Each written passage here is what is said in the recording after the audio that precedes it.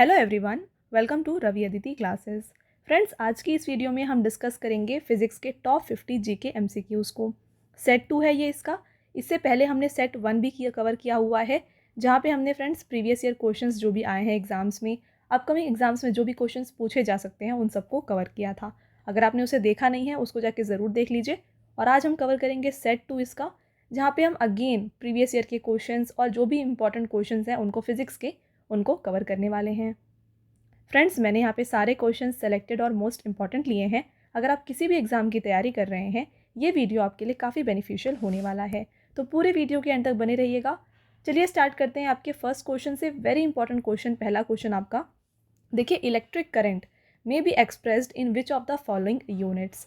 आपको बताना है कि इलेक्ट्रिक करंट को हम इनमें से किससे मीज़र कर सकते हैं, किससे माप सकते हैं। ठीक है, देखिए इलेक्ट्रिक करंट का आपको पहले फॉर्मूला पता होना चाहिए। देखिए फ्रेंड्स, करंट का फॉर्मूला जो होता है ये होता है चार्ज अपॉन टाइम।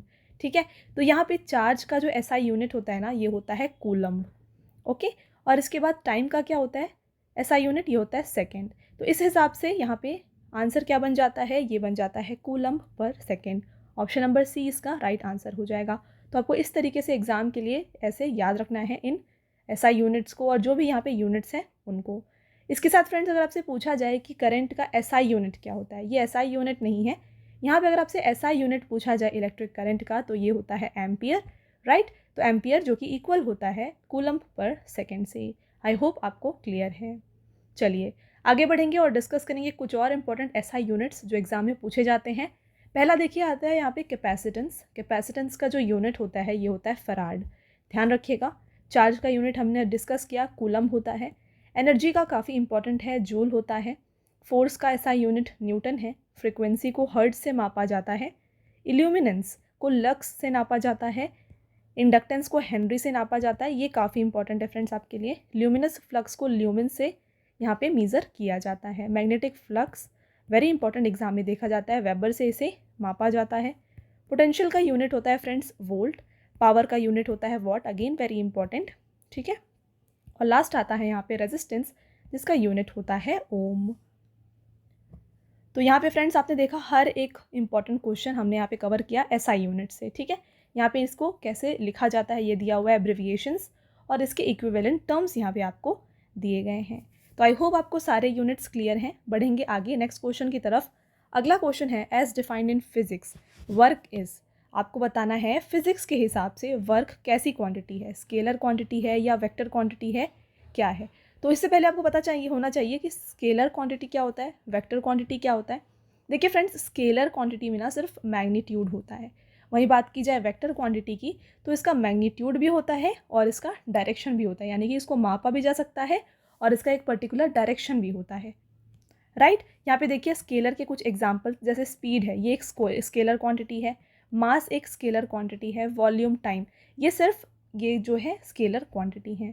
वहीं पर बात की जाए फ्रेंड्स वेक्टर की, तो वेक्टर क्वांटिटी में आता है वेलोसिटी, फ्रिक्शन, वेट। राइट, तो यहाँ पर बात हो रही है, यहाँ पे हम बात कर रहे हैं फ्रेंड्स वर्क की, और वर्क एक स्केलर क्वांटिटी है। तो ऑप्शन नंबर ए इसका राइट आंसर हो जाएगा। बात करें क्यों ये स्केलर क्वांटिटी है, देखिए work done is a scalar quantity which means that it has only magnitude but no direction. However the sign of work done can be positive और negative depending on the direction of force and the direction of displacement. तो यहाँ पे बताया जा रहा है friends आपको कि वर्क जो है ये एक स्केलर क्वांटिटी है, क्योंकि इसका सिर्फ मैग्नीट्यूड होता है, इसका कोई डायरेक्शन नहीं होता है। ठीक है, बट इसका जो साइन है ये प्लस में भी हो सकता है, माइनस में भी हो सकता है, और ये डिपेंड करता है फोर्स के ऊपर और डिस्प्लेसमेंट के ऊपर। आई होप आपको क्लियर है। आगे बढ़ेंगे नेक्स्ट क्वेश्चन देखिए, tangent galvanometer is use to measure. आपको बताना है फ्रेंड्स यहाँ पे गाल्वेनोमीटर, इसका इस्तेमाल किस चीज़ को मापने के लिए किया जाता है। तो फ्रेंड्स गाल्वेनोमीटर, यहाँ पे बात करी जा रही है टेंजेंट गाल्वेनोमीटर की, और ये मीज़र करता है स्टीडी करंट्स को। ऑप्शन नंबर ए इसका राइट आंसर है। ये क्वेश्चन प्रीवियस एग्जाम्स में देखा गया है। बात करें ये है क्या, देखिए कांस्टेंट करंट, यानी कि स्टीडी करंट होता क्या है, पहले इसके बारे में बात करें। It is a type of direct current that does not change it's intensity with time. तो स्टीडी करंट का मतलब ये होता है कि ये एक एग्जाम्पल होता है डायरेक्ट करंट का, जो अपनी इंटेंसिटी को टाइम के साथ चेंज नहीं करता है। चलिए आगे बढ़ेंगे, नेक्स्ट रहेगा आइडेंटिफाई द पैरामैग्नेटिक सब्सटेंसेस। आपको बताना है अनुचुंबकीय पदार्थ इनमें से कौन सा है। तो फ्रेंड्स इसका राइट आंसर यहाँ पर हो जाएगा एल्यूमिनियम। एल्यूमिनियम एक पैरामैग्नेटिक सब्सटेंस है। बात करें क्या होता है paramagnetic substance. The substances with unpaired electrons are weakly attracted by magnetic field, such substances are called paramagnetic substances. तो फ्रेंड्स ऐसे कुछ सब्सटेंस जिसके पास अनपेयर्ड इलेक्ट्रॉन्स होते हैं, जिस वजह से वहाँ पे जो वीक फोर्स ऑफ अट्रैक्शन देखा जाता है मैग्नेटिक फील्ड में। ओके तो ये मैग्नेटिक फील्ड से उतना जल्दी अट्रैक्ट नहीं होते, इसे हम पैरामैग्नेटिक सब्सटेंस कहते हैं। और इसका एग्जांपल जो है एल्यूमिनियम है। एल्यूमिनियम के अलावा यहाँ पे एग्जांपल आता है लिथियम और मोलिब्डेनम। ठीक है, बात करें और कौन से सब्सटेंसेस होते हैं पैरामैग्नेटिक के अलावा, तो 3 टाइप्स ऑफ यहाँ पे मैग्नेटिक मटेरियल देखे जाते हैं, डायामैग्नेटिक, पैरामैग्नेटिक और फेरोमैग्नेटिक। यहाँ पे हम बात कर रहे थे पैरामैग्नेटिक, यहाँ पे क्या होता है ये फ्रीली अटैच होते हैं, यहाँ पे वीक फोर्स देखा जाता है। वहीं बात की जाए डायामैग्नेटिक, तो ये ऐसे सब्सटेंस हैं यहाँ पे फोर्स ऑफ अट्रैक्शन बिल्कुल नहीं होता, यानी कि ये रिपेल करते हैं। एग्जाम्पल में आएगा antimony, bismuth, copper, gold, silver, quartz, mercury, alcohol, water, hydrogen, air और आर्गन। ठीक है, एग्जाम में आपसे इनमें से कोई सा भी क्वेश्चन, मतलब यहाँ पे आप जो देख रहे हैं एग्जाम्पल्स, पूछा जा सकता है, तो आपको इन सबको फ्रेंड्स एक बार याद रख लेना है। वहीं बात की जाए फेरोमैग्नेटिक सब्सटेंसेस की, तो फ्रेंड्स यहाँ पे स्ट्रॉन्ग फोर्स ऑफ अट्रैक्शन देखा जाता है। ठीक है, तो यहाँ पे ये आप ध्यान रखिए। और एग्जाम्पल में इसके आ जाएंगे आयरन, कोबाल्ट, निकल, गैडोलिनियम और डिस्पोरियम। ठीक है, वेरी इंपॉर्टेंट क्वेश्चन फ्रेंड्स, आप इसे स्टार मार्क कर लीजिए और याद रखिए पैरामैग्नेटिक में वीक फोर्स ऑफ अट्रैक्शन होता है, डायामैग्नेटिक में रिपेल होते हैं और फेरोमैग्नेटिक में स्ट्रांगली अट्रैक्शन देखा जाता है। अगला क्वेश्चन है friends, the resistance of an ideal volt meter is. तो एक आइडियल वोल्ट मीटर का रेजिस्टेंस आपको बताना है। तो फ्रेंड्स यहाँ पे देखिए, इसको थोड़ा डिटेल में समझते हैं। जो आइडियल वोल्ट मीटर होता है, आप ये बस ध्यान रखिए कि जहाँ पर भी आइडियल वोल्ट मीटर देखा जाएगा वहाँ पर करंट जो होता है ज़ीरो होता है, यहाँ पे करंट का फ्लो नहीं होता है। ओके, आप ये ध्यान रखिए। अब हम जैसे जानते हैं कि यहाँ पे फॉर्मूला क्या होता है, V=IR, है ना। तो यहाँ पे हमारे पास पूछा जा रहा है रेजिस्टेंस के बारे में, तो रेजिस्टेंस इक्वल टू क्या हो जाएगा, V/I। और जैसे कि हमने यहाँ पे देखा कि करंट यहाँ पर ज़ीरो है, तो एनीथिंग डिवाइडेड बाय ज़ीरो ये क्या हो जाएगा, ये इन्फिनिटी हो जाएगा। तो इसका राइट आंसर क्या हो जाएगा, ऑप्शन नंबर बी, इनफाइनाइट, क्योंकि यहाँ पे करंट ज़ीरो है, ये इनफाइनाइट हो गया। आई होप आपको क्लियर है। आइडियल वोल्ट मीटर में क्योंकि करंट नहीं होता है, रेजिस्टेंस जो होता है यहाँ पे इनफाइनाइट देखा जाता है। चलिए अगला क्वेश्चन रहेगा, Intelsat satellite is used for. Intelsat satellite को किस लिए यूज़ किया जाता है, इसको इंटरकॉन्टिनेंटल कम्युनिकेशन के लिए यूज़ किया जाता है। फ्रेंड्स आगे बढ़ेंगे, नेक्स्ट क्वेश्चन, मो इज़ अ यूनिट ऑफ। ध्यान रखिए ये मो पूछा जा रहा है, ओम नहीं है ये। तो मो फ्रेंड्स यूनिट होता है इनमें से कंडक्टिविटी का। ऑप्शन नंबर 20 का राइट आंसर है। वहीं बात की जाए ओम की, तो ओम किसका यूनिट है, ये रेजिस्टेंस का यूनिट है। और मो किसका यूनिट है, ये कंडक्टिविटी का यूनिट होता है।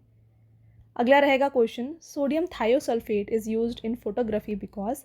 तो सोडियम थायोसल्फेट ये केमिकल है जिसको फोटोग्राफी में यूज़ किया जाता है, किस लिए, तो इसको यूज़ किया जाता है एज अ फिक्सेटिव एजेंट। ठीक है, फोटोग्राफ को फिक्स करने के लिए इसको यूज़ किया जाता है। फ्रेंड्स ऑप्शन नंबर ए इसका राइट आंसर हो जाएगा।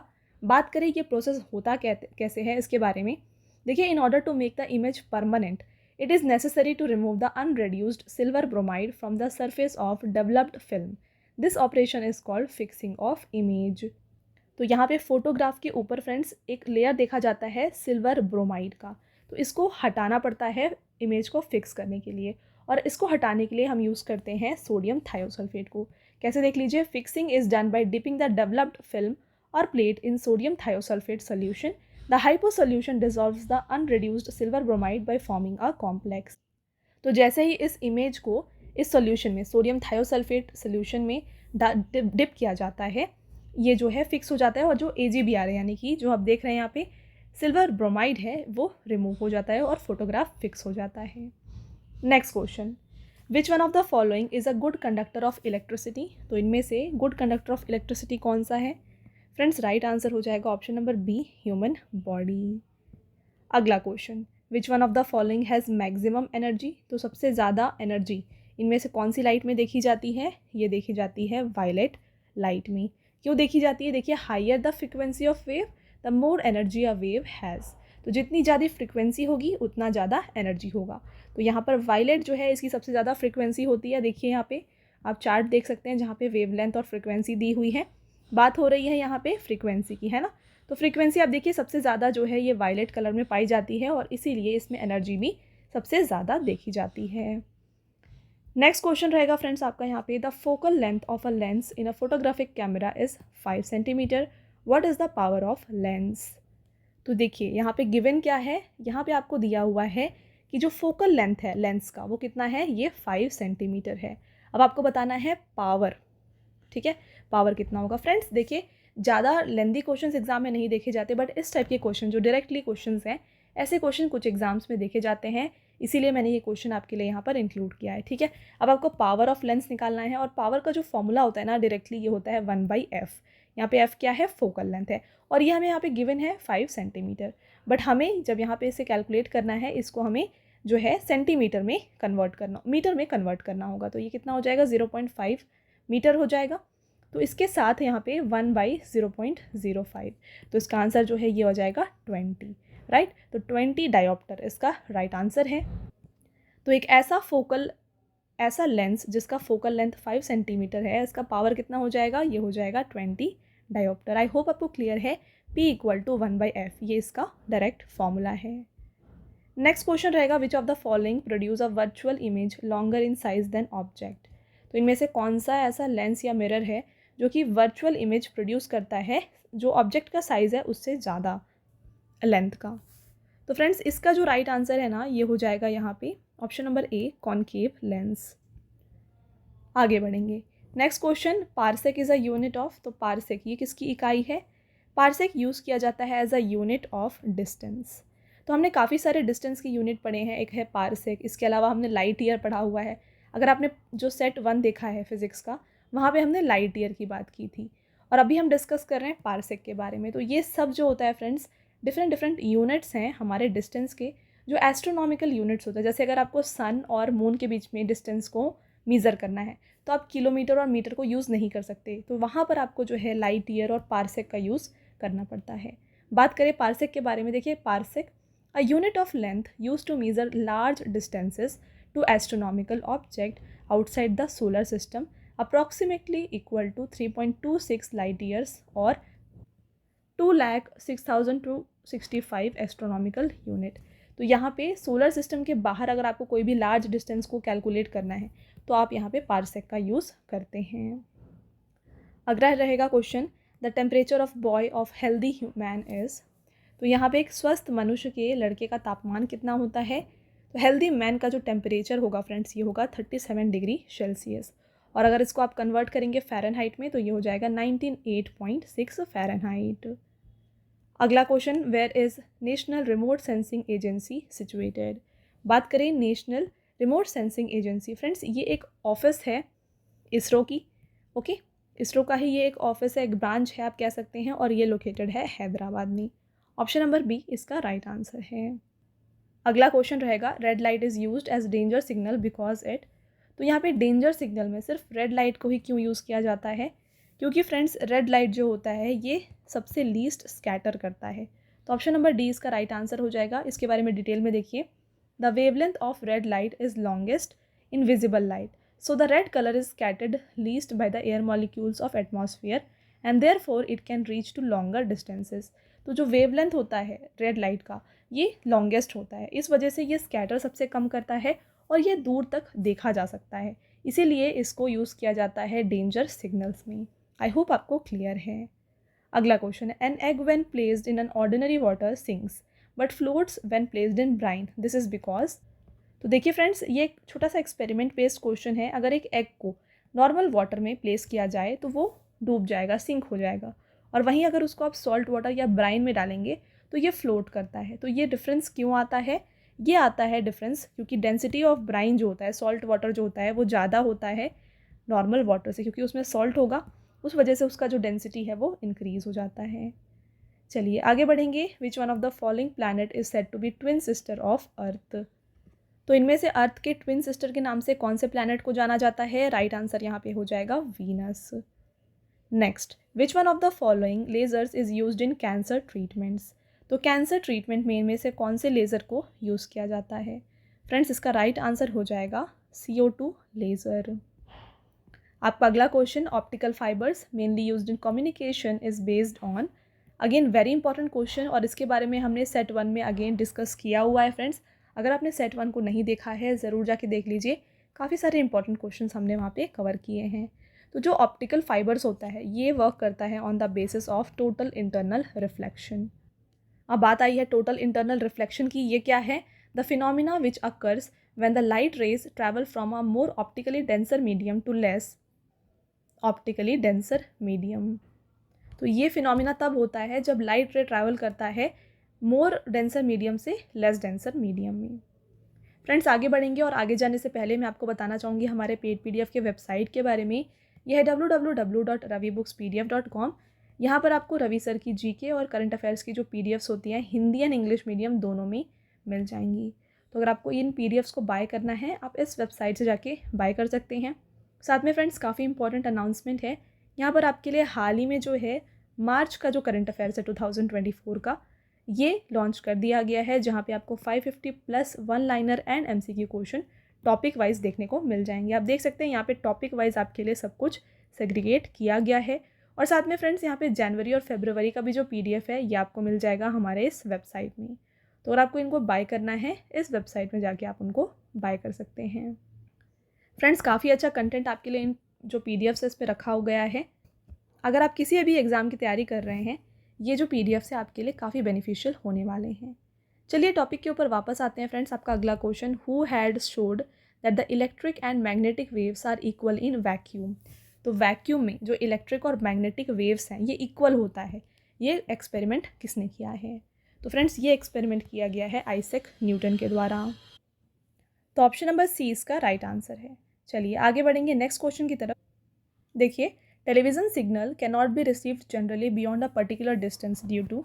तो जो टेलीविज़न के सिग्नल होते हैं उनको आमतौर पर एक विशेष दूरी से अधिक प्राप्त नहीं किया जा सकता। ये ऐसा क्यों है आपको बताना है। तो इसका राइट आंसर हो जाएगा friends curvature of earth. Option number D इसका राइट आंसर है। देखिए, अर्थ के कर्वेचर के हिसाब वजह से जो है यहाँ पे जो सिग्नल्स हैं वो ट्रांसमिट नहीं हो पाते हैं। इसका right answer option number D हो जाएगा। Next question, aviation fuel for jet aeroplanes consist of purified. तो यहाँ पे जेट विमानों में विमान ईंधन में शुद्ध किया हुआ कौन सा ईंधन इस्तेमाल किया जाता है? यहाँ पे यूज़ किया जाता है फ्रेंड्स प्योरीफाइड केरोसिन को। Option number A right answer है। Next, the device through which the depth of sea is measured by the use of sound wave. तो साउंड वेव का इस्तेमाल करके जब डेप्थ ऑफ सी को मेज़र करते हैं, इस जो डिवाइस है उसको हम क्या कहते हैं आपको बताना है। तो फ्रेंड्स इस डिवाइस को कहा जाता है सोनार। ठीक है, सोनार के बारे में देख लीजिए। Sonar is a device use to find the depth of sea using ultrasonic sound wave. तो अल्ट्रासोनिक साउंड वेव का इस्तेमाल करके डेप्थ ऑफ द सी को कैलकुलेट किया जाता है। Since a traditional pre SI unit of water depth was fathom, a instrument use for determining water depth is sometimes called fathometer. तो यहाँ पे फैथोमीटर का भी इस्तेमाल किया जाता है डेप्थ ऑफ सी को मेज़र करने के लिए। आगे बढ़ेंगे, the hydraulic breaks used in automobiles is a direct application of. तो ऑटोमोबाइल्स में यहाँ पे जो हाइड्रोलिक ब्रेक्स होते हैं इसमें कौन सा प्रिंसिपल इस्तेमाल होता है? तो यहाँ पे होता है फ्रेंड्स पास्कल्स लॉ। तो पास्कल्स लॉ के बारे में हमने सेट 1 में डिस्कस किया हुआ है। अगर आपने वो नहीं देखा है उसको जाके प्लीज़ देख लीजिए, काफ़ी सारे इंपॉर्टेंट क्वेश्चन हमने वहाँ पे कवर किए हैं।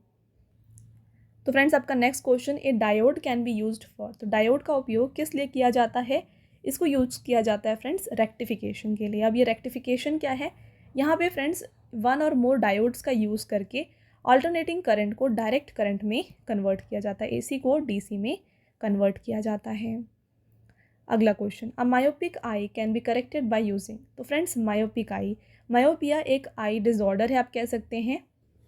फ्रेंड्स मायोपिया को हम यहाँ पे नियर साइटेडनेस भी कहते हैं। ओके, नियर साइटेडनेस क्यों कहते हैं? देखिए इसको यहाँ पे पास का दिखता है और दूर का नहीं दिखता, तो ये होता है मायोपिया। ठीक है, और यहाँ पे इसको करेक्ट करने के लिए कौन सा लेंस इस्तेमाल किया जाता है? यहाँ पर इस्तेमाल किया जाता है कॉनकेव लेंस को। इसका ठीक अपोजिट होता है हाइपोमेट्रोपिया, ये होता है फार साइटेडनेस, वहाँ पर दूर का दिखता है और पास का नहीं दिखता। ठीक है, आप ये पॉइंट भी फ्रेंड्स याद रखें। Next question, the SI unit of power of lens is. तो पावर जो होता है लेंस का उसका यूनिट क्या होता है? वीडियो के फर्स्ट क्वेश्चन में हमने इसके बारे में डिस्कस किया हुआ है फ्रेंड्स। राइट आंसर हो जाएगा डायोप्टर। अगला question, the concave lens is, concave lens इनमें से कैसा लेंस है? कन्वर्जिंग है, डाइवर्जिंग है, इन्वर्टिंग है, आपको बताना है। इसका करेक्ट आंसर हो जाएगा डाइवर्जिंग। आप इमेज देख सकते हैं, यहाँ पे ये है कॉन्केव लेंस, जहाँ पे लाइट रेज जो है लेंस में पड़ने के बाद डाइवर्ज हो रही है ना, इस तरीके से अपोजिट डायरेक्शंस में जा रही हैं, तो ये एक डाइवर्जिंग लेंस होता है। वहीं बात की जाए फ्रेंड्स कॉन्वेक्स लेंस की, ये एक कन्वर्जिंग लेंस होता है। यहाँ पे लाइट रेज जो है ये कन्वर्ज होती हैं एक पॉइंट पर, राइट। आगे बढ़ेंगे, अगला question, the colour which deviates the least during dispersion is. तो डिस्पर्जन में सबसे कम कौन सा लाइट डिविएट होता है, ये भी हमने डिस्कस किया। रेड लाइट सबसे कम डिविएट होता है क्योंकि इसकी जो वेवलेंथ होती है ये ज़्यादा होती है, और इसीलिए इसे जो डेंजर सिग्नल्स होते हैं वहाँ पर भी इस्तेमाल किया जाता है। फ्रेंड्स आगे बढ़ते हैं, नेक्स्ट क्वेश्चन देखिए, विच one of the following is used in storage batteries. तो स्टोरेज बैटरीज में से निम्नलिखित में से किसका उपयोग किया जाता है? तो यहाँ पे यूज़ किया जाता है फ्रेंड्स लीड का, ठीक है। स्टोरेज बैटरीज में लीड देखा जाता है। आपका अगला question, the coil of an electric heater is made of. तो इलेक्ट्रिक हीटर का जो कॉइल होता है वो किसका बना होता है? ये बना होता है फ्रेंड्स इनमें से नाइक्रोम का। अब ये नाइक्रोम क्या है? देखिए नाइक्रोम, इससे बनता है जो हीटिंग कॉइल्स होता है ये, और इसमें होते हैं निकल और क्रोमियम। निकल 80% पाया जाता है और क्रोमियम 20% पाया जाता है। आगे बढ़ते हैं, when magnet is heated it. तो जब मैग्नेट को गर्म कर दिया जाए तो ये क्या होगा? मैग्नेटिज्म को गेन करेगा या फिर मैग्नेटिज्म को लूज़ करेगा? तो फ्रेंड्स मैग्नेट को जब हीट किया जाता है ये अपने मैग्नेटिज्म यानी कि जो आकर्षण की प्रॉपर्टी है इसको लूज़ कर देता है। राइट आंसर ऑप्शन नंबर ए है। अगला question, optical fibre is used in. Optical fibres का इस्तेमाल इनमें से किस में किया जाता है? इसको इस्तेमाल किया जाता है फ्रेंड्स एंडोस्कोप में। अगला क्वेश्चन, और हमने डिस्कस किया है फ्रेंड्स कि जो ऑप्टिकल फाइबर है ये कौन से प्रिंसिपल पे वर्क करता है? ये वर्क करता है टोटल इंटरनल रिफ्लेक्शन के प्रॉपर्टी पर। Next, the critical angle of glass is. तो क्रिटिकल एंगल ऑफ ग्लास कितना होता है? ये होता है फ्रेंड्स 42 डिग्री। पिक्चर में आप देख सकते हैं ये ग्लास है, ओके, और यहाँ पे जब लाइट आएगी तो इसका आप क्रिटिकल एंगल यहाँ पे देख सकते हैं कितना है? 42 degree. Next, the strongest force in the nature is. तो प्रकृति की सबसे प्रबल शक्ति, स्ट्रॉन्गेस्ट फोर्स कौन सी है? ये है friends nuclear force. Very important question, star mark कर लीजिए, एग्जाम में देखा जाता है। यहाँ पे डिफरेंट टाइप्स ऑफ फोर्सेज होते हैं जैसे कि magnetic force, electric force, gravitational, nuclear, but इनमें से सबसे ज़्यादा जो स्ट्रॉन्गेस्ट है ये न्यूक्लियर फोर्स है। अगला, the wavelength of matter waves is independent of. तो जो वेवलेंथ होता है इनमें से किस में इंडिपेंडेंट होता है? तो फ्रेंड्स ये डिपेंड नहीं करता है ऑन चार्ज, बाकी मास, वेलोसिटी और मोमेंटम पे जो वेव का वेवलेंथ है वो डिपेंड करता है। आपका अगला question, neutron was discovered by. तो न्यूट्रॉन को इनमें से किसने डिस्कवर किया है? फ्रेंड्स न्यूट्रॉन को डिस्कवर किया गया है बाई जेम्स चैडविक। और वहीं बात की जाए इलेक्ट्रॉन की, तो इलेक्ट्रॉन को किसने डिस्कवर किया है? इलेक्ट्रॉन को जे थॉमसन के द्वारा डिस्कवर किया गया है, राइट। और नेक्स्ट बात करें फ्रेंड्स प्रोटॉन, तो प्रोटॉन को किसने डिस्कवर किया है? तो फ्रेंड्स प्रोटॉन को डिस्कवर किया गया है बाय अर्नेस्ट रदरफोर्ड। तो आपको ये तीनों याद रखने हैं। यहाँ पे इलेक्ट्रॉन को डिस्कवर किया है जे थॉमसन ने, प्रोटॉन्स को अर्नेस्ट रदरफोर्ड ने, और न्यूट्रॉन को जेम्स चैडविक ने। आगे बढ़ते हैं फ्रेंड्स, आपका नेक्स्ट क्वेश्चन यहाँ पे है, hydrogen bomb is based upon the principle of. तो हाइड्रोजन बम जो होता है ये किस सिद्धांत पर आधारित है? ये बेस करता है ऑन न्यूक्लियर फ्यूजन। अब न्यूक्लियर फ्यूजन क्या है? यहाँ पे जो दो मॉलिक्यूल्स हैं ये फ्यूज़ करके एक बड़े मॉलिक्यूल को फॉर्म करते हैं और यहाँ पे एनर्जी भी रिलीज़ होती है। ये होता है फ्रेंड्स न्यूक्लियर फ्यूजन, और इस पे ही हाइड्रोजन बॉम्ब वर्क करता है। अगला क्वेश्चन, आइसोटोप्स हैव सेम। तो आइसोटोप्स इनमें सेम क्या देखा जाता है? एटॉमिक नंबर या मास नंबर आपको बताना है। तो फ्रेंड्स आइसोटोप में ना एटॉमिक नंबर सेम होते हैं। वेरी वेरी इंपॉर्टेंट क्वेश्चन, काफ़ी सारे एग्जाम्स में ये क्वेश्चन रिपीट हुआ है। तो आइसोटोप में सेम एटॉमिक नंबर होते हैं बट डिफरेंट मास नंबर होते हैं। इसके अलावा आपको पता होना चाहिए कि आइसोबार क्या है और आइसोटोन क्या है, इनके बारे में भी तो टैबुलर फॉर्मेट में हम यहाँ पे डिस्कस करेंगे। देखिए इनके बारे में, आइसोबार क्या है, आइसोटोप क्या है और आइसोटोन क्या है। तो आइसोटोप हमने डिस्कस कर लिया, सेम एटॉमिक नंबर होता है और मास नंबर जो है ये डिफरेंट होता है। फ्रेंड्स आइसोबार में भी सेम एटॉमिक मास नंबर होता है, और आइसोटोन की बात की जाए तो यहाँ पे नंबर ऑफ न्यूट्रॉन्स जो होते हैं ये सेम देखे जाते हैं। तो ये डिफरेंस होता है between isotope, isobar and isotones. अगला क्वेश्चन है, the dual nature of light is exhibited by. तो प्रकाश की दोहरी प्रकृति किसके द्वारा प्रदर्शित होती है? तो ड्यूअल नेचर ऑफ लाइट ये होता है friends by diffraction and photo electric effect. तो आपको पता होना चाहिए लाइट का जो ड्यूअल नेचर है ये क्या है। लाइट के पास वेव नेचर भी है और पार्टिकल नेचर भी है, ठीक है। वेव नेचर जो है ये बताया जाता है बाय डायफ्रैक्शन और पार्टिकल नेचर को डिफाइन करता है फोटो इलेक्ट्रिक इफेक्ट। तो ये होता है फ्रेंड्स लाइट का ड्यूअल नेचर, आपको अच्छे से ध्यान रखना है। अगला question, in the human I the focal length of lens is controlled by. तो जो हमारा आई है इसमें जो फोकल लेंथ होगा लेंस का वो कौन कंट्रोल करता है? इसको कंट्रोल किया जाता है फ्रेंड्स सीलियरी मसल्स के द्वारा। पिक्चर में आप देख सकते हैं यहाँ पे फ्रेंड्स सीलियरी मसल्स हैं, ये आप देख रहे हैं, ये सीलियरी मसल्स होते हैं जो फोकल लेंथ जो होता है इसे कंट्रोल करते हैं। अगला, coulomb is unit of. Again coulomb किसका यूनिट होता है फ्रेंड्स? कूलम एसआई यूनिट है इनमें से इलेक्ट्रिक चार्ज का। ऑप्शन नंबर सी इसका राइट आंसर हो जाएगा। साथ में बाकी ऑप्शंस देख लीजिए। एनर्जी का यूनिट जूल होता है, पावर का यूनिट क्या होता है? वॉट होता है। करंट की बात की जाए तो इसका यूनिट फ्रेंड्स एम्पियर होता है, और चार्ज हमने डिस्कस कर लिया ये कूलम है।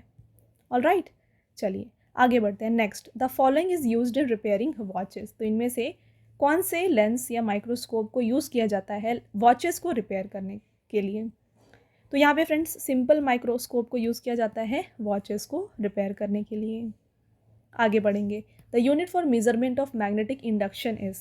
मैग्नेटिक इंडक्शन को इनमें से किससे मेज़र किया जाता है? ये भी हमने वीडियो के फर्स्ट क्वेश्चन में फ्रेंड्स डिस्कस किया है। एसआई यूनिट मैग्नेटिक इंडक्शन का यहाँ पे टेस्ला होता है। राइट आंसर ऑप्शन नंबर ए हो जाएगा। और ये किससे इक्वल होता है? Weber per metre square.